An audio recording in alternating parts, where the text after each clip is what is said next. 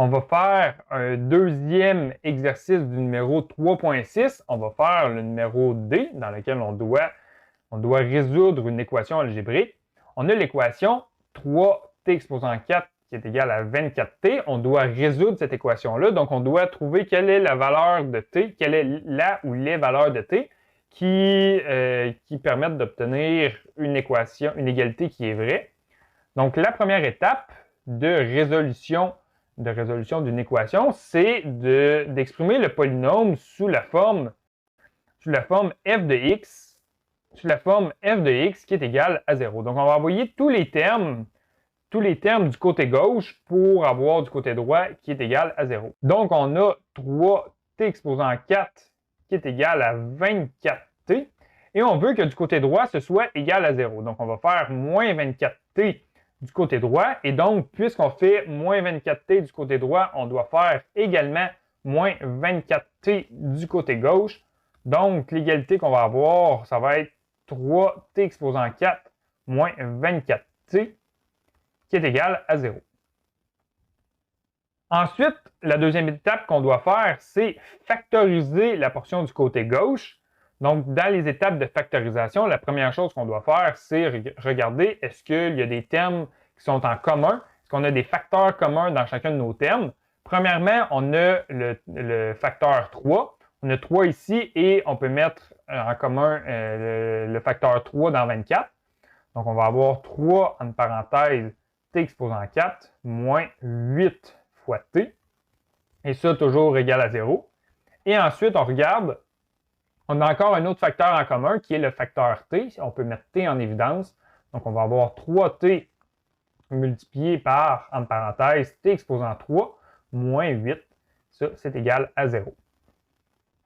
Ensuite, la troisième étape de résolution d'équation, on va prendre chacun des facteurs et on va prendre chacun des facteurs et on va le mettre comme étant égal à 0. Donc, puisque là, si on a le premier facteur ici qui est égal à 0, ça veut dire que l'ensemble de notre polynôme va être égal à 0.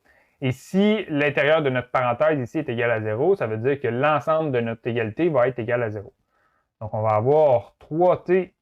On cherche à trouver la valeur de t pour que 3t soit égal à 0 et pour que t exposant 3 moins 8 soit également égal à 0. Donc, avec notre première équation ici, 3t qui est égal à 0, on va isoler t.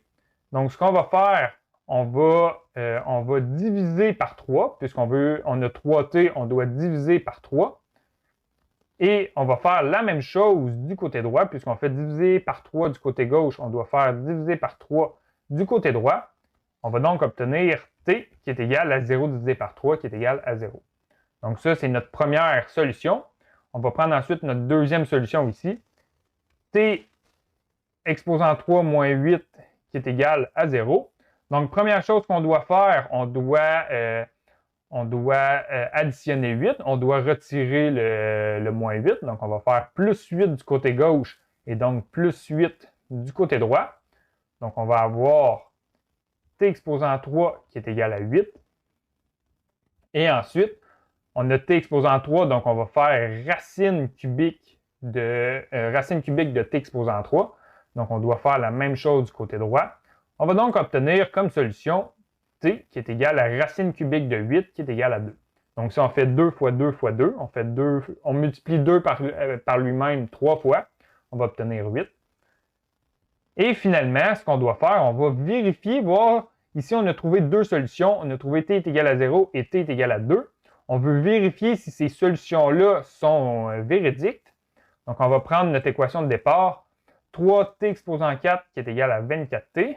Donc, on a 3t exposant 4 qui est égal à 24t. On va d'abord remplacer t par 0. Donc, on va avoir 3 multiplié par 0 exposant 4 qui est égal à 24 fois 0. Donc, 0 exposant 4, c'est égal à 0. 3 fois 0, c'est 0. Donc, on a 0 qui est égal à 24 fois 0 qui est égal à 0. Donc, ça ici, c'est vrai. Et on va vérifier le deuxième ensemble de solutions. On va remplacer t par 2. Donc, on va avoir 3 fois 2 exposant 4 qui est égal à 24 fois 2. Donc, 2 exposant 4, ça donne 16. Donc, on va avoir 3 fois 16 qui est égal à 24 fois 2 qui donne 48. Et 3 fois 16, ça donne 48. Donc, 48, c'est égal à 48. Donc, l'égalité est vraie. Donc, on ne s'est pas trompé.